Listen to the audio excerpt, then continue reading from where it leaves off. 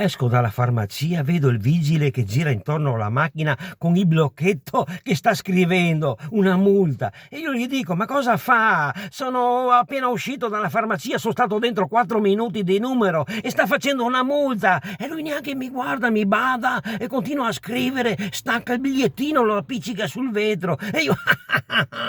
ah, ridi, fai lo spiritoso, gira ancora intorno alla macchina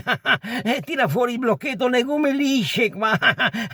e sta scrivendo ancora di nuovo. Ah, non ci ho più visto, ho cominciato a insultarlo di su parole, il dito medio e insulti, parole di tutto e di più, e lui mi insulti ancora che scrive verbale. Alla fine, dopo 20 minuti di confusione, casino, di ambaradan, 578 euro di multa. Sì, io a questo punto mi son preso sulla mia bicicletta appoggiata al muro, sono andato via ridendo, dicendo: "Ah, chissà quello lì, il padrone della macchina, quando arriva si trova 578 euro di multa".